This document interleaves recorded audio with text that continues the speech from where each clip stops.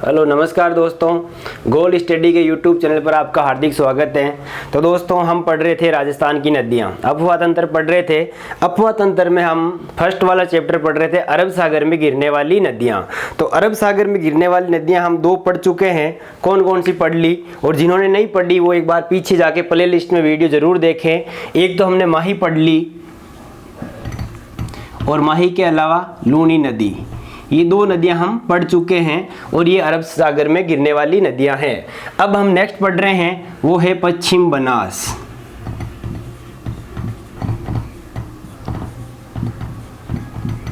पश्चिम बनास नदी है, इसके बारे में पढ़ रहे हैं। अब ये छोटे छोटी नदियां बची है दोस्तों, तो देखिए पश्चिम बनास नदी है, इसका सबसे पहले उद्गम का मतलब ये नदी कहाँ से निकलती है और कहाँ जाकर ये नदी संगम इसका किस में हो जाता है। तो दोस्तों ये नदी निकलती है नया सानवरा से। कहाँ से निकलती है? नया सानवरा। नया सानवरा पड़ता है माउंट आबू के अंदर। कहाँ पड़ता है? माउंट आबू। और माउंट आबू कहाँ पर है दोस्तों? सिरोही में। पश्चिम बनास का उद्गम पूछा जाए तो क्या आएगा? नया सानवरा, माउंट आबू, सिरोही। 1 मिनट रोकिए थे। हेलो नमस्कार दोस्तों, गोल्ड स्टडी के यूट्यूब चैनल पर आपका हार्दिक स्वागत है। दोस्तों हम पढ़ रहे थे राजस्थान का अफवाह तंत्र, राजस्थान की नदियां पढ़ रहे थे। नदियों में हम अरब सागर में गिरने वाली नदियां पढ़ रहे थे, और अरब सागर में गिरने वाली नदियों के भी 2 वीडियो पहले बन चुके हैं दोस्तों। अगर आपने नहीं देखे माई और लूनी का वीडियो, तो हमारे यूट्यूब चैनल के प्ले लिस्ट में जाके पीछे वाली वीडियो आप ज़रूर देखें और फिर आगे बढ़ें। अब आगे हम पढ़ेंगे आगे वाली नदी, वो है पश्चिम बनास। अभी छोटी छोटी अरब सागर में गिरने वाली 2 नदियां बची हुई दोस्तों। पश्चिम बनास है, इसका उद्गम स्थल। सबसे पहले उद्गम का मतलब ये नदी कहाँ से निकलती है, उद्गम कहाँ से हो रहा है इसका। तो सबसे पहले ये नदी निकलती है, उस स्थान का नाम है नया सानवरा। क्या नाम है? नया सानवरा। और ये पड़ता है दोस्तों माउंट आबू के अंदर। और माउंट आबू आप सभी को पता है कहाँ पर है? सिरोही में। तो पश्चिम बनास नदी कौन से जिले से निकलती है? सिरोही जिले से, माउंट आबू तहसील, नया सानवरा से निकलती है। अब आगे जाकर ये कहाँ पर विलीन होती है, कहाँ संगम होता है इसका?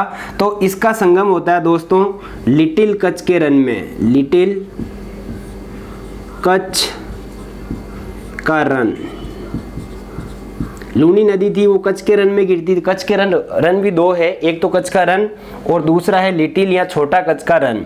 और छोटे कच्छ के रन में कौन सी नदी गिरती है? पश्चिम बनास। कहाँ से उद्गम हुआ? नया सानवरा से। विलीन कहाँ पर हुई ये? लिटिल कच्छ के रन में। राजस्थान के सिरोही जिले से निकलती है, उसके बाद ये गुजरात में बनासकांठा जिले से प्रवेश करती है।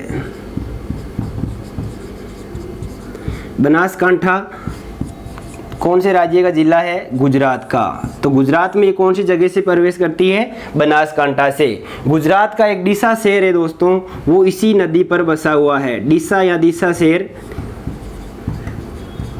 किस नदी पर बसा हुआ आ जाए तो पश्चिम बनास के ऊपर बसा हुआ है। ये नदी है दोस्तों, इसकी लंबाई है 260 किलोमीटर। कितनी है? 260 किलोमीटर। ये इसकी मुख्य बातें हैं। इसकी सहायक नदियां हैं दोस्तों, वो देखिए आप, सहायक नदियां।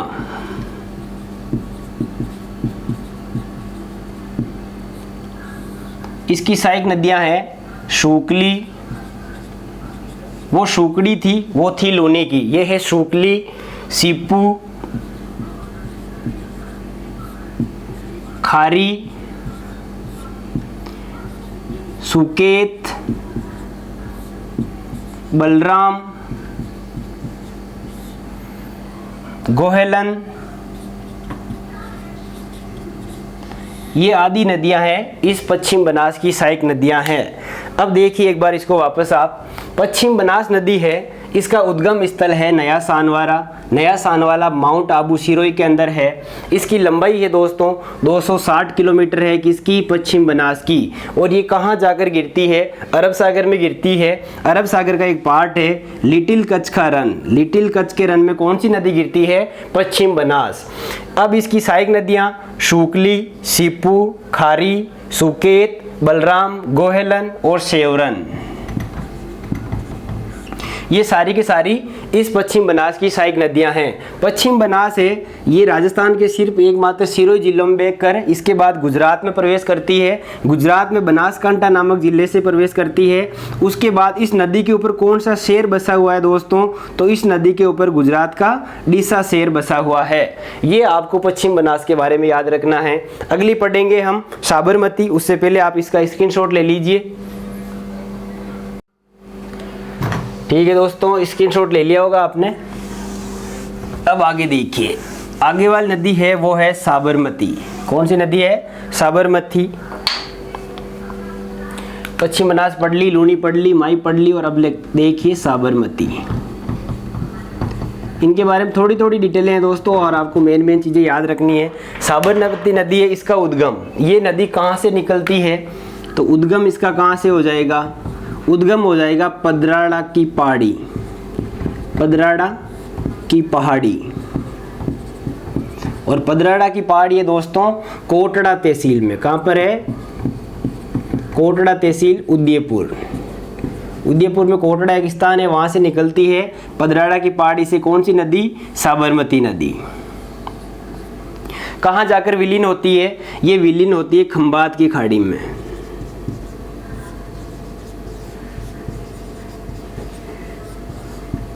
ठीक है, उद्गम कहाँ से हुआ, पदराड़ा की पहाड़ी। विलीन कहाँ पर हुई, संगम कहाँ हुआ, खंबात की खाड़ी, अरब सागर का एक पार्ट है। अब देखिए इस नदी की विशेषता क्या है, इस नदी के ऊपर गुजरात के दो शहर बसे हुए हैं। कौन कौन से, एक तो गुजरात का एक शहर है गांधीनगर। गांधीनगर किस नदी पर बसा हुआ है, तो साबरमती नदी के ऊपर। दूसरा शहर है उसका नाम है अहमदाबाद। ठीक है दोस्तों, अहमदाबाद है, अहमदाबाद भी गुजरात का एक शहर है, और ये भी साबरमती नदी के ऊपर बसा हुआ है। अहमदाबाद के पास में ही है ना, यहीं पर इसी नदी के तट पर गांधी जी ने क्या किया, साबरमती आश्रम की स्थापना की। साबरमती आश्रम की स्थापना कब की, किसने की, तो 1915 में की थी। किसने, गांधी जी ने। कौन सी नदी के तट पर है साबरमती आश्रम दोस्तों, तो साबरमती आश्रम है साबरमती नदी के ऊपर, गुजरात के अंदर है, अहमदाबाद में। और साबरमती नदी का उद्गम पदराड़ा की पहाड़ी है, और जाकर कहाँ गिरती है, खंबात की खाड़ी में। अब इसकी सहायक नदियाँ, इन दोनों नदियों के बारे में पश्चिम बनास और साबरमती में ज़्यादातर क्वेश्चन आता है सहायक नदियों से, तो आपकी इनकी सहायक नदियाँ आपको याद रखनी है। इसकी सहायक नदी कौन कौन सी है, तो देखिए साबरमती की हतमती, मेसवा, वाकल, हिरणी, सारणी, सेई, माजम, ये सारी की सारी किसकी सहायक नदियां हैं, साबरमती की। साबरमती है दोस्तों, इसकी लंबाई राजस्थान में कितनी है, इसकी लंबाई राजस्थान में है 45 किलोमीटर। कितनी है, 45 किलोमीटर। अभी हम इन चारों नदियों को मैप के अंदर समझेंगे। एक बार इनकी डिटेल आप याद रख लीजिए। पश्चिम बनास थी, उसका उद्गम स्थल कहाँ से था, सिरोही जिले की माउंट आबू तहसील का एक स्थान था, कौन सा, नया सानवारा।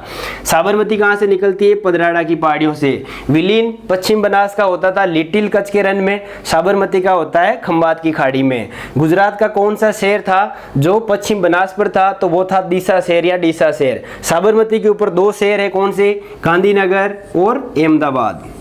साबरमती आश्रम कौन सी नदी पर है, साबरमती आश्रम है साबरमती नदी के ऊपर।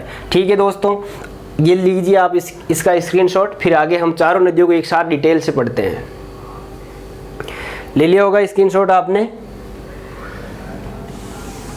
अब देखिए आप, अरब सागर में गिरने वाली नदियां हो गई पूरी। मुख्य रूप से 4 नदियां हैं जो अरब सागर में जाकर गिरती है मुख्य रूप से, बाकी इनकी सहायक नदियां तो बहुत सारी है। तो अब देखिए आप राजस्थान के मैप में,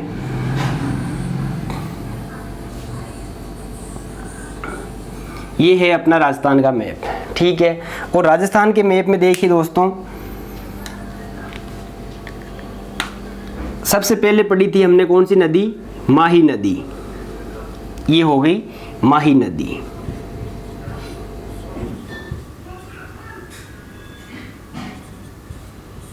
उसके बाद पढ़ी थी हमने लूणी नदी, ये हो गई लूणी नदी। उसके बाद पढ़ी थी हमने पश्चिम बनास,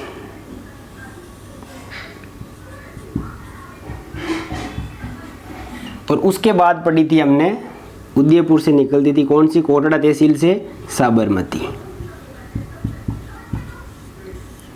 ये सारी की सारी नदियाँ, चारों नदियाँ हैं, इनको हमने पढ़ी थी अरब सागर में गिरने वाली नदियाँ हैं। कौन सी है ये, अरब सागर में गिरने वाली। अरब सागर इधर ही है भारत के। अब इसको आप समझना है आराम से, ठीक है। माई नदी है, इसका उद्गम कहाँ से हुआ था, इसका उद्गम मेहद झील से हुआ था। कहाँ से हुआ था, मेहद झील। और मेहद झील है ये एमपी के अंदर है, धार जिले में, विंध्याचल पर्वतमाला के अंदर। कहाँ पर है, विंध्याचल पर्वतमाला के अंदर। यहाँ से निकली, कहाँ पर जाकर गिरी है, ये खंबात की खाड़ी में गिरी।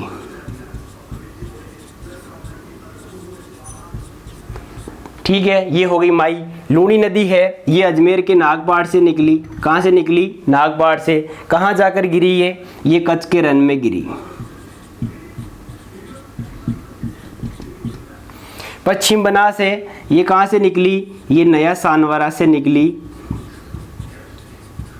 और नया सानवरा कहाँ है, सिरोही के अंदर। यहाँ से निकली और कहाँ जाकर गिरी, लिटिल कच्छ के रन में। कहाँ पर गिरी, लिटिल कच्छ का रन। साबरमती उदयपुर से निकलती है पदराड़ा की पहाड़ी, और पदराड़ा की पहाड़ी कहाँ पर है, उदयपुर की कोटड़ा तहसील में। यहाँ से निकलकर ये कहाँ गिरी, ये भी खंबात की खाड़ी में। तो खंबात की खाड़ी में गिरने वाली दो नदियाँ हो गई, कौन कौन सी, माही और साबरमती।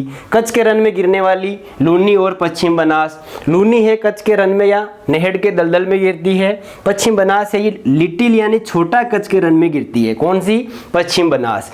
इनका प्रवाह क्षेत्र देखो, लूनी नदी का प्रवाह क्षेत्र 6 जिलों में था। कितने जिलों में, 6 जिलों में। अजमेर से निकली थी, अजमेर के बाद नागौर में गई, नागौर से फिर पाली, पाली से जोधपुर, जोधपुर से बाद में बाड़मेर, बाड़मेर से जालोर, जालोर के बाद में कच्छ के रन में चली गई। 6 जिलों में प्रवाह क्षेत्र किसका था, लूनी का। ये सारी चीज़ हम पहले डिटेल से पढ़ चुके हैं। ये तो आपको इसलिए समझाया जा रहा है ताकि आकृति आपकी मैप में बैठ जाए।